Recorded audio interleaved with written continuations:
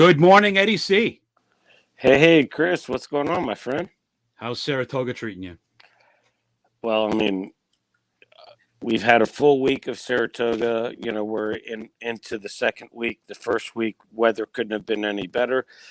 Had a little bit of a heat wave, and me even being living in Miami, the heat hit me a little bit. But how could it not be great, man? You see, meeting a lot, or re-engaging with a lot of friends, seeing a lot of people, being in the paddock, the whole experience of Saratoga, seeing the Charleston dancers, the bands that play. I mean, there's so much to see and do. It's so great. I was going to ask you, so we are halfway into week number 2. Are you tired of it yet? No. I'd like to rewind it. I'd like to start it all over again and keep doing it. What was the name of the movie with Bill Murray with the Groundhog Day? Yeah. Just keep replaying it, man, over and over and over again. Don't let it end. We'll be sitting here in January, and we'll be counting the days down until we can all go to Saratoga again. But hey, anyway, I'm on vacation. I've got an extra pep in my step. I've got my Del Mar hat on, because today was the opening of Del Mar. So I put my Del Mar hat on, and I am headed over to Saratoga, and I'm looking forward to a few days at the track next week. So I can't wait. Well, that's awesome. And I have my a little shout out to Centennial Farms, and also a shout out to SP Nation, Sean Nelson, because he got me a hat, and a Unified hat. He knows that I love Unified as a sire. And so we're ready. I love it. Now, you walked by the jockey leaderboard. What's it say right now? Well, right now you've got 3 jockeys, I should say, with 9 wins. One of them is my boy Joel Rosario. The other one is Luis Saez, I believe, and you have I think Irad's the other one. I don't have the info in front of me because I am a lackadaisical dummy. Hold on, I'm pulling it up right now. But anyhow, it's fun to see my guy Joel, as everybody knows on Twitter. He's my boy. But he's also leading in purse money, which is, if I'm a jockey, it's great to be the leading jockey in wins. But, my pocketbook would rather be the leading jockey in purse money one. So, but you know what? It's pretty early. There's been a lot of great rides going on. So it makes for good fodder to discuss on Twitter and everywhere else, and let's just hope it goes down to the wire, and may the best jock win. Yeah, no doubt. But I mean, it's been 7 days, I think, of racing. So, any races that you really like that really stick out in your mind? Because I think you've been there just about every day. Yeah, the only day I took off was Sunday, just because did a little family outing, but a couple of races stick out to me. Obviously, the Diana being and the Sanford being 2 of the big races opening weekend, and there was a really good ride in the Diana. As you know, Bleecker Street was in that race, and we're going to touch on that. Who was 7 for 7.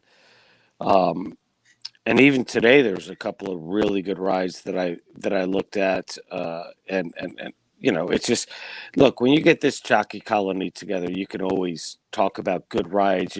You can maybe complain about a jockey. I'm not that guy. I don't complain about a jockey's ride very often at all. But it's just been so much fun being there.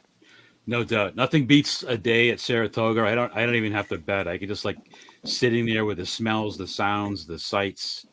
If you've never been, all I can say is you have to go.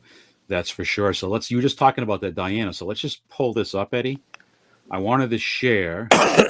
So let me see if I can, I guess I'm going to be behind the screen no matter how I do this. But so anyway, on the pay sheets that we've been sharing on SpotPlays, I wanted to show the Diana. Now, we talked about this last week. The heavy favorite was the 3, Bleecker Street, that Eddie mentioned. That horse was, listen, it was deservedly so as the favorite. I think it was 7 for 7. Made a lot of sense. Um, but when you looked at some different stuff, trying to find some value, I think there was, I think the big thing was for me is looking at the pace scenario. The pace didn't look that crazy hot. And the other thing was the one horse that finished second, technical analysis, was actually an E8, and the six horse, the eventual winner in Italian, with who rode that horse, Eddie? Joel Rosario for Chad Brown. All right, just wanted to double check. But that horse there had the best early pace, looking from bottom to top, and then looking over left to right. Believe it or not, actually, the way it worked in Italian actually looked on paper, maybe not so much from the algorithms because it goes from the size of the bubble, but the six actually looked good. I mean, I know we made our case, last week, but sometimes you got to find value. Sometimes you got to dig, and hopefully anybody that tuned into our show last weekend maybe caught that one. I know I had a win bet on in Italian, and the morning line was 6-1. And like we said, I mean, you needed to get every bit of that 6-1. Well, you got a little lucky because actually the odds floated up a little bit, and the horse ended up being 8-1. And that was a really, really good ride, as you mentioned, by Rosario. But I think the charts here kind of spelled that one out pretty good. No question. I mean, I landed on Bleecker Street for that race just because 7 for 7. I also used the 4-horse Rogier, who came in fourth. But I did say that I think you got to sprinkle in Italian throughout there a little bit, just because the connections of the horse, and he was the clear. If he got out to the front, maybe he gets a relaxed lead, and that's kind of how it played out. Yep, and we all know races in New York on the New York circuit on turf, they go slower than molasses, and that tends to be the trend throughout. But that was a really good play. Yeah, it's interesting how that happens sometimes in New York, where, especially in turf racing, somebody jumps to the lead, and you think there might be more pace pressure, and they just let them go, and sometimes they keep going. So that's racing. That's all it is. I don't know. Everybody I've talked to recently, all the trainers and the jockeys and everything, and I hear about soft hands. I was thinking about this. I've got very soft hands, Eddie. And, I think if I was about a foot and a half taller, I might have been able to be a tight end in the National Football League. But you know what? If I was about 8 inches shorter and probably weighed about 140 pounds less, I think I would have been one heck of a jockey. And I'll tell you what, I wouldn't let them fly on the turf. I'd be pushing them hard. That's how I'd play it. Well, I mean, look, I'm a little dude, and I couldn't even get down to weight for being a jockey. I wrestled as a little kid and boxed a little bit, and I couldn't get down to it. But having soft hands, I mean, I played golf, so I got soft hands for golf, but I don't have the talent that jockeys have, as Ron Anderson told us, and I think I prompted him to say so. Jockeys, in my opinion, are the best athletes on the planet, and Ron will tell you that. And it was great having him on as well.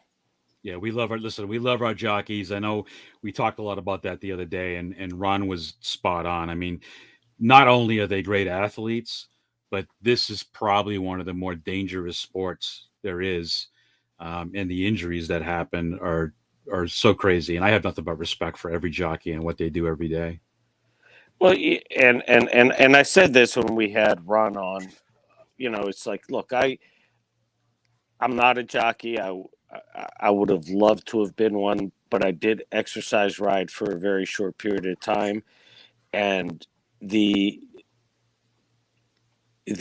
exhilaration, the fear of when that horse takes off and you're riding it and it's going 25 miles an hour, and I was doing it when the horse was by itself. I can't imagine what it's like when you're in a crowded field of 7, 8 10 horses and to control them and maneuver and the bravery that all that takes. It's crazy. It's for sure. I like to watch those jockey cams when they have the big races, and I just look at that. And to be honest with you, watching at home from TV, I get a little scared. So, Hey, before we go further, yep.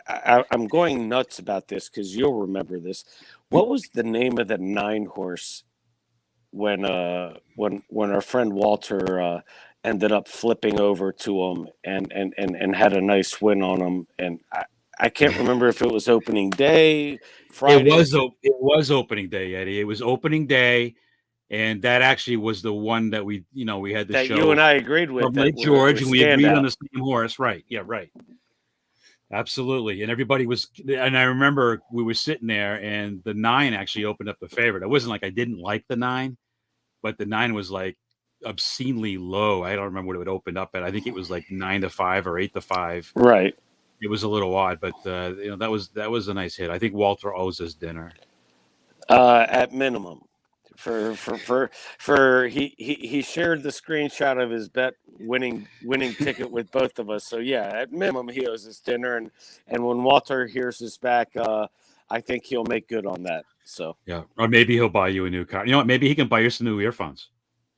Well, that would be good, or a new iPad because mine's outdated. So all right, so let's get into the races. So we're gonna go Saratoga first, Haskell second, and the big one at Saratoga tomorrow, Eddie, is the Coaching Club Oaks. And that race, who do you like there?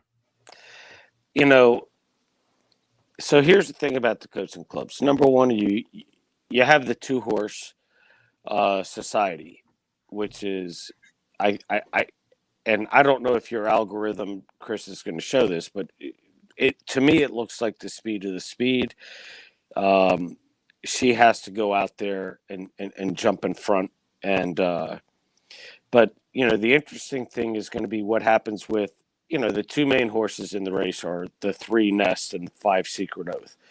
So, and I believe that they're both going to sit right behind, maybe even aside of Society. But in looking at this race, here's my take on it. Secret Oath beat Nest handily in the Kentucky Oaks, and then ran a 4th place in the Preakness, but had a troubled trip in there.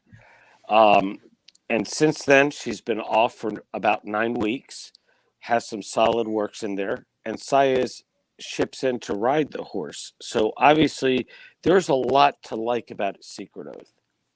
But me, and you knowing me, I'm on Nest, and I'll preface it so everybody doesn't have to wait till the end.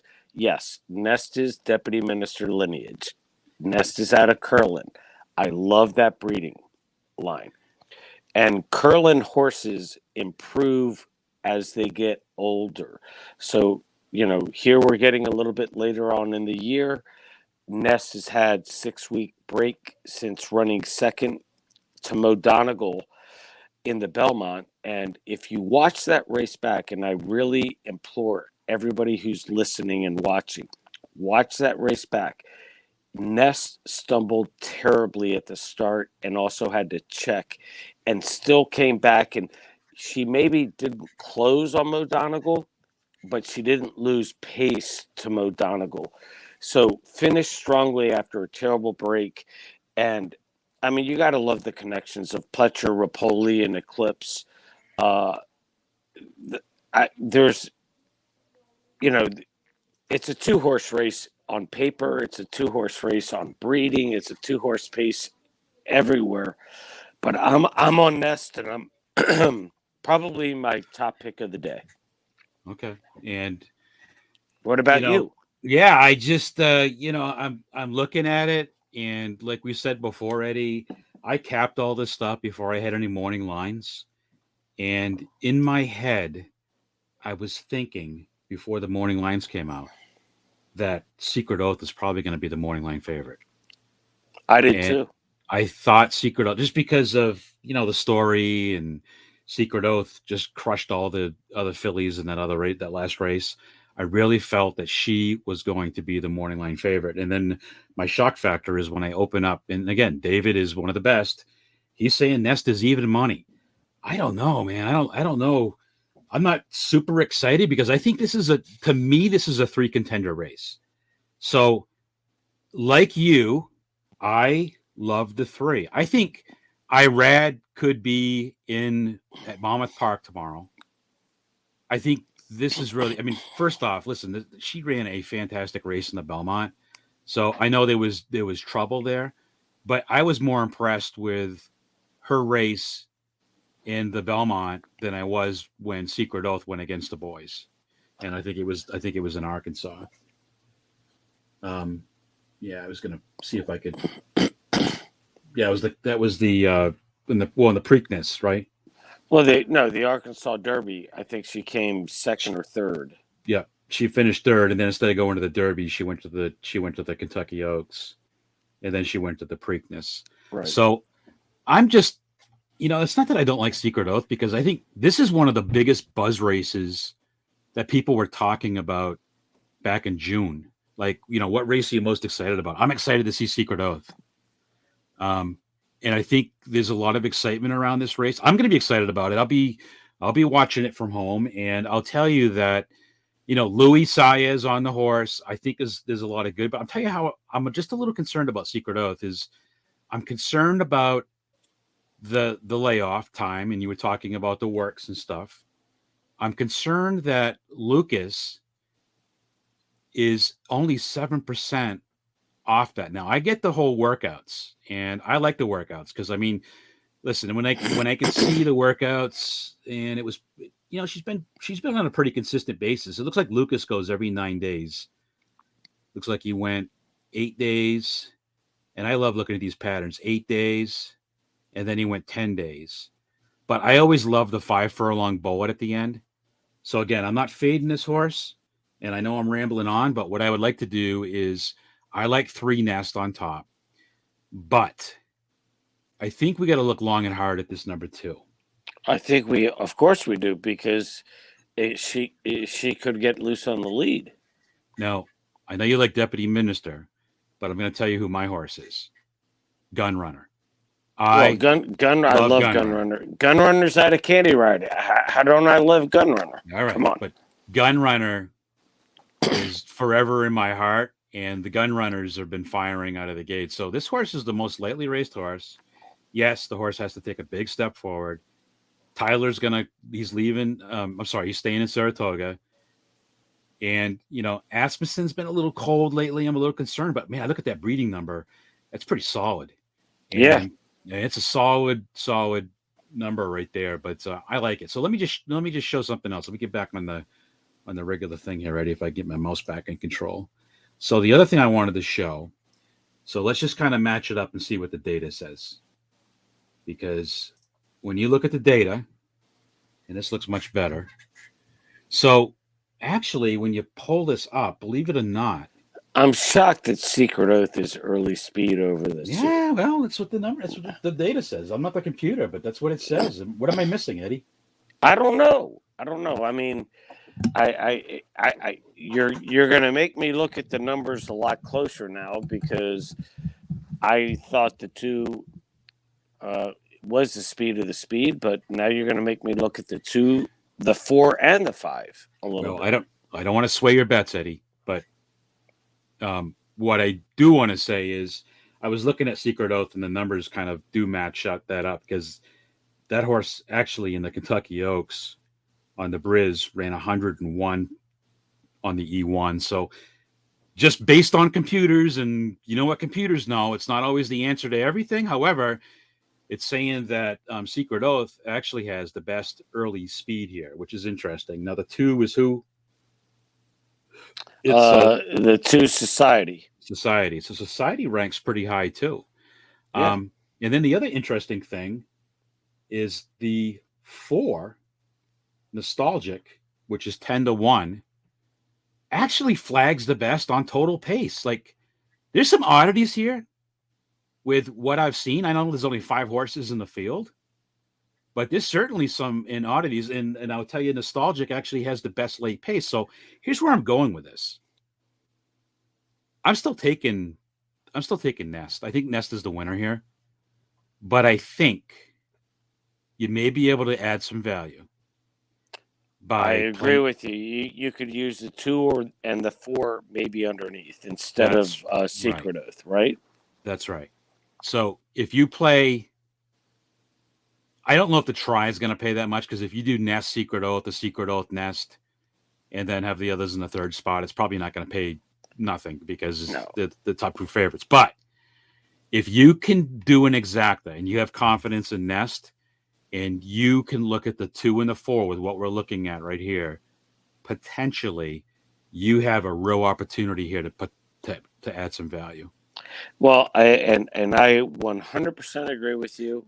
And for everybody that's watching and listening, we did not talk about betting strategy prior to this, but I am probably throwing out Secret Oath in exactas, and I'm going to do what you said. I'm looking for value. I'm going to play the 3 and key him over the 2 and the 4. That's the way I'm probably landing on this tomorrow.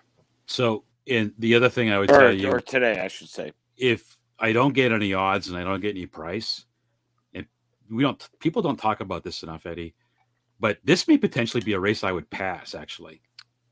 Unless I wanted a single Nest and a pick something. But if I'm just saying betting the race, I could potentially pass this race because I just don't know if Secret Oath is 6-5 and Nest is whatever they said, even money. There's zero value here. The only way you're going to be able to make any value happen is, and what's the 2's odds? 6-1 morning line, 8-1. I don't know which one is going to which one this will happen with. One of these 2 is going to go off at 3-5. Yep. And I'm hoping it's Secret Oath because I want to play Nest in this race. If I can get even money, 6-5, 7-5 on Nest, I will play it. Okay. I think I know we agree on a lot of stuff, but I think that's I don't want to say it's a no-brainer because I've seen a lot of things happen, but I just think Nest is the best of class there, and that's kind of where I'm going. So let's take a ride. I don't know what highway you get down, 87. Let's go down to New Jersey. Let's take a look at their big race, Monmouth Park. This is their Kentucky Derby, the Haskell, and let's look at that race, Eddie, and tell me what you think there. Well, to me, again, I can almost say initially this is a 2-horse race. That being said, you've got the 1-horse Cyberknife, who's Brad Cox, and FloJo is riding for him. It's a hard knocking horse. I can't say anything negative about the horse. This horse has got 4 wins in 2 seconds out of 8 races. Has a couple of graded stakes wins. Won the Arkansas Derby, and I had him that day, thankfully. Won the Matt Win. Super solid horse. But then you have the talk of the town horses, the 2-horse Taiba, I believe is the way it's pronounced. Taiba comes out of the gate, runs a 103 and a 102 buyer, first time out, jumps off the page. And then, Taiba was a young horse getting into the Kentucky Derby and got bounced around a little bit and, had a tough trip and finished 12th. I'm just going to say, I'm not going to talk. I mean, White Abario is a really nice horse. Safi Joseph's the trainer. I like Safi. Rosario is riding him. So everybody knows the connections I have there. White Abario, I think at best is going to come third. I just think the 7, Jack Christopher, is a freak. I liken him to Holy Bull. This horse is going to go and go and go and, catch me if you can. But his last race in the Woody Stevens, even though the thing about Jack Christopher is he's never run this far. But that Woody Stevens, he ran 7 furlongs in 121-1, and he went out 22-3, 45-1. and he was under wraps. He won by 10 lengths. And prior to that, he won the Pat Day Mile uh, by 3 3/4 lengths. And he ran a mile there in 134 and 4. This horse has done nothing wrong. He's 4 for 4. He's a freak. And I just can't see him losing this race. Everybody, so many people I've talked to are on Taiba. I'm on Jack Christopher. So that's my play. Okay. So here's my theory on this one. Again, I have 3 contenders in this race. So everybody and their brother is going to be on the same 2. I'm just looking at, first off, I have question marks. Listen, Jack Christopher's a freak, and I'm probably an idiot for picking against him. But that horse has never gone 2 turns. So that's a question. That's a question mark for me. So I just don't know. And when I look at the odds on, what was it, 3-2 or something, I don't remember what it said, but you look at the odds. I am just concerned that I am not going to take those odds on a horse that I got a lot of what ifs.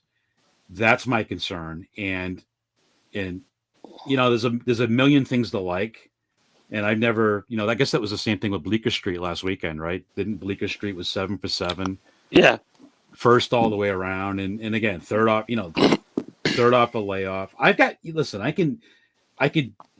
just see some holes here. And I just get concerned. 3-2. I'm not playing Jack Christopher 3-2, but I don't know where the value is going to come from here. So this is my thinking, Eddie. Taiba, Bob Baffert's back in the building, right? Right. Bobby B is back. And I don't know if he actually left, but that's regardless of the point. But Baffert's back. Is this his first race where he's come back? I think it is, right? Is this the first race on the East Coast, or he's probably since his suspension? I believe it may be. I think it is. I just believe in the stories in sports sometimes, that things are meant to be. Baffert plus Mike Smith coming across the country. We all know Mike Smith has been Bob Baffert's go-to trainer forever. I think you take that Kentucky Derby, like you could say this for 20 horses in the Kentucky Derby. You toss the Kentucky Derby. That pace and the race was just wacky. So I'm going to throw that race right out. This horse is lightly raced. We all know what that St. Arnita Derby. That was actually my favorite race of the prep. I was all about Messier. That was my horse going into the Kentucky Derby. I'm taking Messier. Now I look back and think of it and say, you know what? Tabor, I think, was that much better than Messier. And I believe. And I guess I could poke holes in this one too and say, you know what? Horse hasn't raced since the 7th of May. West Coast horse, raced at Churchill in the Derby, got blown away.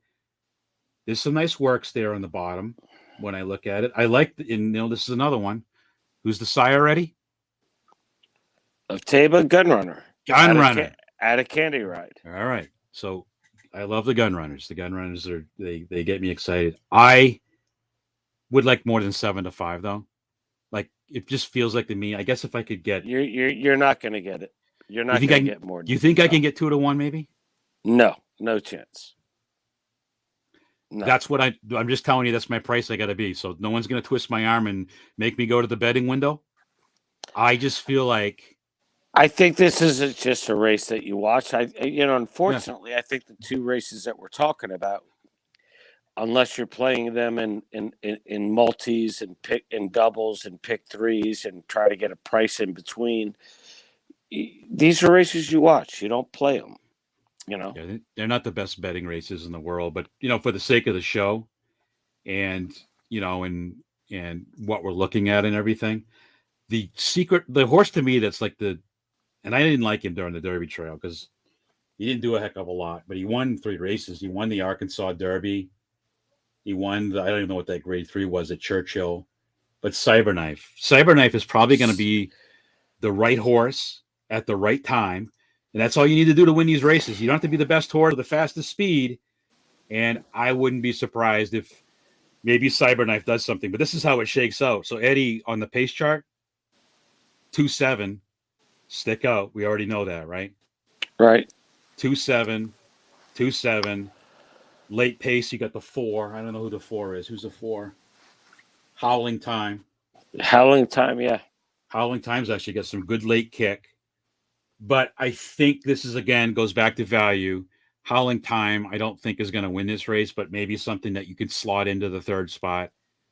But I think you might be able to do something with a 1 here, Cyberknife. But listen, we're on the same. These are chalk heavy races, 2.7, and I'm going to be creative and probably do something with a 1 or the 4 that you see on screen. And again, 2 for me jumps off the page, Eddie, on total pace.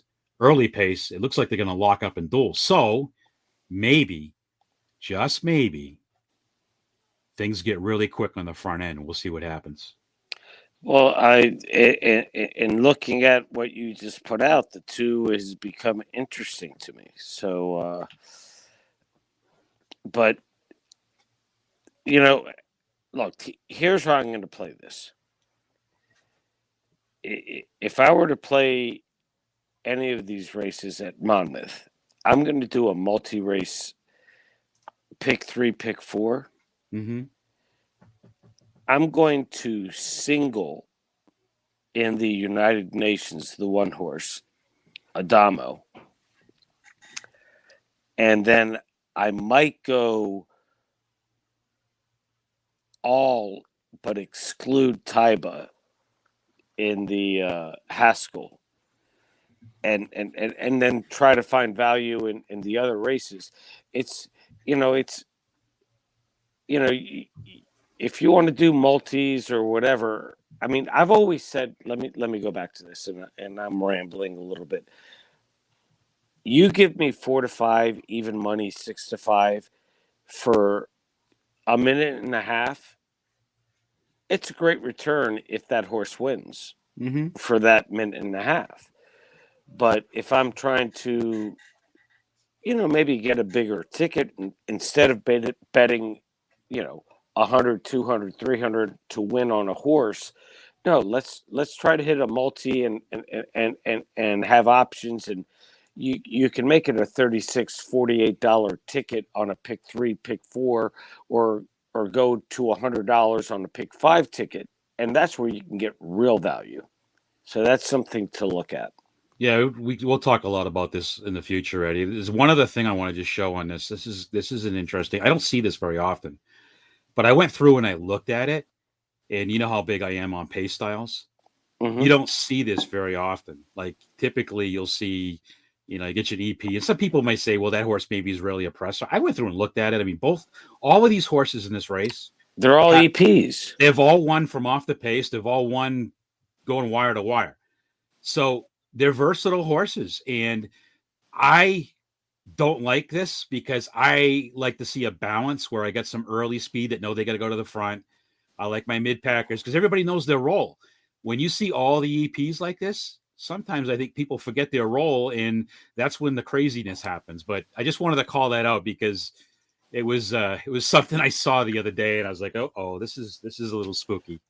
Well, that's going to make it interesting because Jack Christopher is going to the front. So who's going to go with him? And if somebody goes with him, that's going to change the dynamic of the race. I personally believe, Jack Christopher's put other horses away, but as you alluded to earlier, he's never gone 2 turns. He's never gone this distance.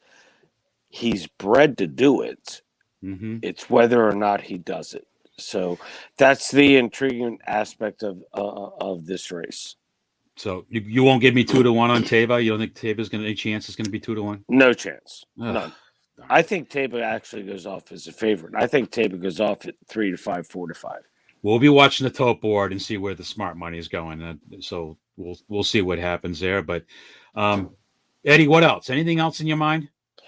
The only thing I'll say is for everybody watching, listening, Chris and I are trying to do probably more than what we are afforded time-wise.